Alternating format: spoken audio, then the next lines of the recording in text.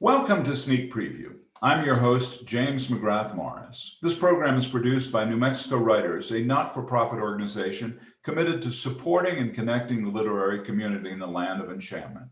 Here, authors, poets, playwrights, and others have agreed to share with us work that has not yet been published. In other words, a sneak preview. With us today is Mirian Sagan, the author of over 30 books of poetry, fiction, and memoir. Her most recent include Bluebeard's Castle and 100 Cups of Coffee. She's a two-time winner of the New Mexico-Arizona Book Awards, as well as a recipient of the City of Santa Fe's Mayor's Award for Excellence in the Arts and a New Mexico Literary Arts Gratitude Award. She founded and directed the creative writing program at the Santa Fe Community College until her retirement. So Miriam, what have you brought for us today? I brought you the absolute start and opening of a novel that I'm working on.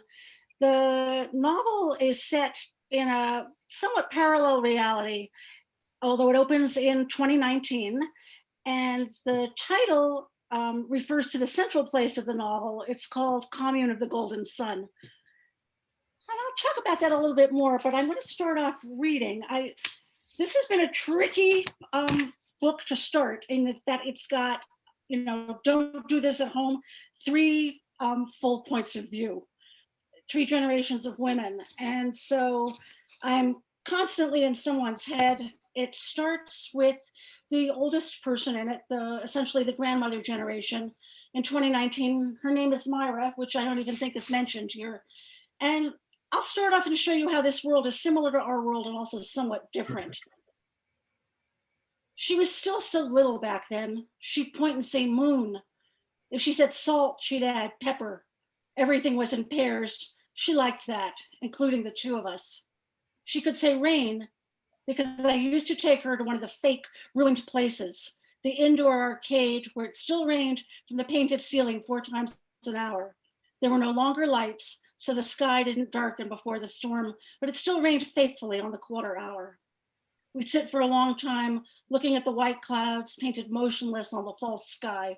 They looked real, sometimes more real than the actual sky. We were going to have to go, I knew that. I was just putting it off. There was still plenty to eat. I'd stored up and the Looters Union had hundreds of stalls at the market. It would be years before we starved, but that wasn't a plan. We loved each other, me and my tiny girl. We were all the other person had in this world, and that was fine with me. She was 2 years old, I was 32, without a man. The last of the big fights with Jack had turned into the big fight. I'm going to Golden Sun, he said. How? It's 600 miles east of Vegas. Is there gas? Can the car possibly? He glared at me. You think things are going to get better? Maybe. I'm going, and you'd better come, for the child's sake. Touch either of us and I'll slit your throat when you sleep. I surprised even myself. This wasn't the way I usually talked, but of course it was a lot like my mother. Myra, he said softly, we used to be friends. We used to be lovers. I care about you. I love the girl. She's mine too. I'll kill you, I said. So he left. Months passed in the desert without rain, no summer monsoon, no winter storms. I began to see that Jack was right. And he sent me 3 postcards. The first said, at night, I met a man on one of the east forks of the Colorado on a pebble wash. We wrestled till dawn and I hurt my leg and have a bad limp. The second said, Golden is as we left it, quarrelsome and too many cats. But the old crew is mostly still here and the food is good as ever, even the kale. The third said, Myra, you and the child better come. I'm black, you're white, I'm a man, you're a woman. We don't have to be together. Bring the child. I'm hearing rumors. P.S. It's less than a 3-day hitchhike. Put on some lipstick and bring your knife. So that's the start. It's a somewhat apocalyptic setting. After the election, things have started to go bad, and they're in Vegas. The way back story is about Vegas and women surviving in Vegas in the 20th century, but Myra's the first one to get out. Jack's the father of the child. I could go on and on about these people. I know them very well. He was a math teacher at community college and she was his student. I don't think that ever appears in the novel, but I know how they met.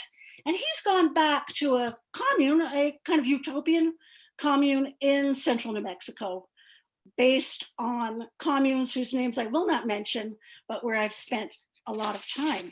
So as you can see, there's a setup there about communication. Yeah. And I personally am very fond of the postcards. The fact that he seems to have the name Jacob and has wrestled with an angel will come up throughout the novel. Nobody believes him at all. Everyone just thinks he's got bad arthritis or he needs a hip replacement, but he will always claim that he has an injury. And I like that about him. So I'm leaving that in.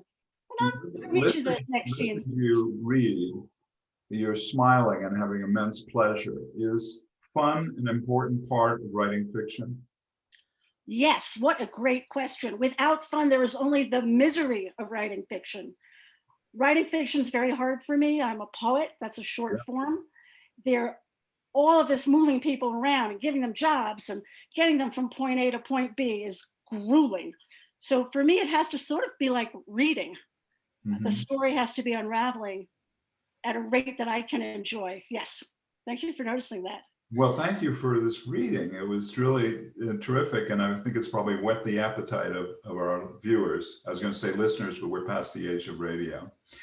I hope folks will tune in again soon for another installment of Sneak Preview, or even better, subscribe to our YouTube channel. To learn more about New Mexico writers, visit our website, nmwriters.org.